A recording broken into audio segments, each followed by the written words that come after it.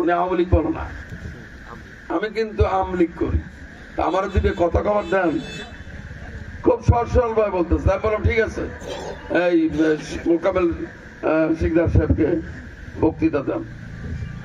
তা উনি বললো যে আমি বক্তৃতা বুঝি না, আমার আওয়ামী লীগের সভাপতি বানায় থয়, তাই আমি আওয়ামী লীগের সভাপতি। আমি কিন্তু কারো কাছে পথ চাই দিয়ে আমি একটা কথা কবার আইছি, আমি ওনার ভাষায় বলতেছি, নাসির মিয়া যদি বিএনপির নমিনেশন পায়, ধানের শীষ পায়, আমি আওয়ামী লীগ জামলীগ যাই করি, ভোটটা কিন্তু আমি ধানের শীষই দেবো। পাশে থেকে একজন বলতেছে যে কেন আপনি আওয়ামী লীগ করে ওনার ভোট দিবেন কেন? যে আমাদের এখানে একসময় বিশু মিয়া সাহেব ছিল, আমরা উত্তর বলমারির লোকেরা কোথাও গেলে কোনো দরকার হলে বলতাম যে আমরা বিশু মিয়ার লোক। ছিলেন মুরব্বী যারা তারা জানেন। ওই এখন অনেক জায়গাতে আমরা আপনার কথাটা বলি যে আমরা নাসির মিয়ার লোক, পরিচয় দেওয়ার তো একটা লোক লাগে। তো পরিচয় দেওয়ার লোক যদি আপনারা মনে করেন আমি আর কিছু দরকার আছে, আমার এমপি মন্ত্রী হওয়ার দরকার নেই, আমার দরকার আপনাদের দোয়া এবং ভালোবাসা। বন্ধুরা আমার, আজকে এই মিটিংটা ছোট হোক আর বড় হোক, এখন আমি মনে করি ভালো মিটিংই হয়েছে। আমার আলফাডাঙ্গাতে র্যালি ছিল, মধুখালীতে র্যালি ছিল, মধুখালীর র্যালি করেছি আমি, কয়েক হাজার ছাত্র সেখানে, কয়েক হাজার। আমি বলেছি আমি এখানে বক্তৃতা করব না, র্যালি করে আমি গাড়ি নিয়ে ভেগে চলে এসেছি। ওই যে আমার সঙ্গে ইমরান ছিল, ওকে ভাড়া রেখে আসছি। আমি মনে করেছি আপনাদের এখানে আমার আসা দরকার, আপনাদের সঙ্গে আমার কথা বলার দরকার, সেই জন্য আমি এসেছি। যারা যে ষড়যন্ত্র করবে করুক, আই ডোন্ট মাইন্ড। ষড়যন্ত্র মোকাবেলা করে যদি আমি টিকে থাকি তাহলে আমি রাজনীতিবিদ, ষড়যন্ত্রের কাছে যদি আমি হেরে যাই তাহলে আমি একজন ব্যর্থ রাজনীতিবিদ। আপনারা জানেন এই দাঁতপুর ইউনিয়নের লোকেরা, চাঁদপুর ইউনিয়নের লোকেরা, সাতর, দাঁতপুর, মোহনা, বলমারির লোকেরা 200 বছরের পুরাতন মেলা সাতর মসজিদের চারপাশে প্রতি বছর মিলত।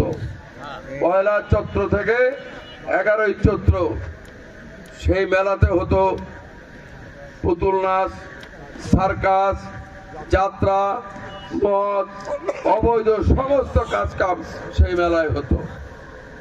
মেলা ইসলামের বিধিবিধান মোতাবেক শুধু মসজিদের জায়গায় নয়, আপনার নিজের জায়গাতেও মেলা হারাম, মেলা নিষিদ্ধ। আমি কিন্তু সেদিন মেলা উচ্ছেদ করেছিলাম, 200 বছরের পুরাতন মেলা। আমার বিরুদ্ধে প্রতিক্রিয়াশীল সাদা জামা গায়ে দেওয়ালারা সব আমার বিপক্ষে ছিল, আমার পক্ষে ছিল এরকম খেটে খাওয়া মেহনতি মানুষ এবং কৃষক। আমি কারো কাছে, কোনো কিছুর কাছে সেদিন মাথা নত না করে সেই অবৈধ মেলাকে আমি আপনাদের সহায়তা নিয়ে ভেঙে চুরে গুড়িয়ে দিয়েছিলাম। বন্ধুরা আমার, আজকের সদর মসজিদে প্রায় 6 কোটি টাকার উন্নয়নমূলক কাজ হয়েছে। মসজিদের অ্যাকাউন্টে এখন প্রায় 2 কোটি টাকার মতো ডিপোজিট পড়ে আছে। আগের নেতারা যারা দায়িত্বে ছিলেন তারা এই টাকা লুট করে খেতেন, তারা এই টাকা পারিবারিক ভাবে ভাগা জোগা করে খেতেন, আর আমরা টাকাটা, মসজিদের টাকাটা মসজিদে রেখে দিই। ওনাদের সঙ্গে আমাদের পার্থক্য হলো এই, ওনারা মনে করতেন ওটা ওনাদের নিজেদের অর্থ, আমরা মনে করি এটা মসজিদের অর্থ। কোনটা সত্য? মসজিদের অর্থ। মসজিদের কাজের কোনো শেষ নাই। 6 কোটি টাকার কাজ হয়েছে। আমরা এখন উদ্যোগ নিয়েছি সেখানে সাধারণ মানুষের জন্য একটি আধুনিক হাসপাতাল তৈরি করব, যেখানে দরিদ্র মানুষের চিকিৎসা হবে, নো লস নো প্রফিটে, কোনো লাভও দিতে হবে না, কোনো ক্ষতিও হবে না, এমন ভাবে আমরা হসপিটাল করছি। তারপরে যে টাকা থাকবে সেই টাকা আমরা উত্তর বলমারির সকল দরিদ্র মসজিদের ভিতর ভাগ করে দেওয়ার সিদ্ধান্ত গ্রহণ করেছি। কারণ মসজিদের টাকা ব্যাংকে রেখে তো সুদ খাওয়ার কোনো সুযোগ নাই, তাহলে টাকা ব্যাংকে রাখার দরকার কি? ইউনোর হলো ওই মসজিদের সভাপতি, আমার ছোট ভাই নাদির মিয়া সে হলো সহ সভাপতি। আমি বলেছি টাকাগুলো মসজিদে মসজিদে ভাগ করে দেন। আমরা প্রতিটা লোক মারা যাব, কুল্লুন নাফসুন যায়কাতুল মাউত, একটি প্রাণীও পৃথিবীতে বেঁচে থাকবে না। কিন্তু আপনি কি কাজটি করে গেলেন, মানুষের জন্য কি করলেন, আপনার ধর্মের জন্য কি করলেন, সেটি আপনার সঙ্গে যাবে নাকি? আমাদের সমালোচনা, আমাদের বিরুদ্ধে ষড়যন্ত্র যে যার মতো ইচ্ছা আছে করুক, আর আমাদের ইচ্ছা হলো আপনাদেরকে নিয়ে এই সকল ষড়যন্ত্রকে মোকাবেলা করে সামনের দিকে এগিয়ে যাওয়া। আপনারা আমাদের সঙ্গে থাকবেন ইনশাআল্লাহ। কোনো বাধাই আপনাদেরকে ঠেকাতে পারবে না, আমাকেও ঠেকাতে পারবে না। আমি আবার আসবো এখানে। মিটিং যেরকম হয়েছে, এই যে আমি যে কথাগুলো আপনাদের সামনে পেশ করলাম, দয়া করে একটু কষ্ট করে এই কথাগুলো আপনাদের বাড়িতে আমার মা বোনরা আছে তাদের কাছে শুধু পৌঁছে দেবেন। আমার বিরুদ্ধে যে যাই বলুক বলতে থাক, আর আমাদের কাজ আমরা করতে থাকি। এই আশাবাদ ব্যক্ত করে আপনাদের সকলকে ধন্যবাদ জানিয়ে একটি কথা বলবো মাঝখানে। চাঁদাবাজি, আমাদের দলের নাম দিয়ে অনেকে চাঁদাবাজি করছে বিভিন্ন জায়গায়।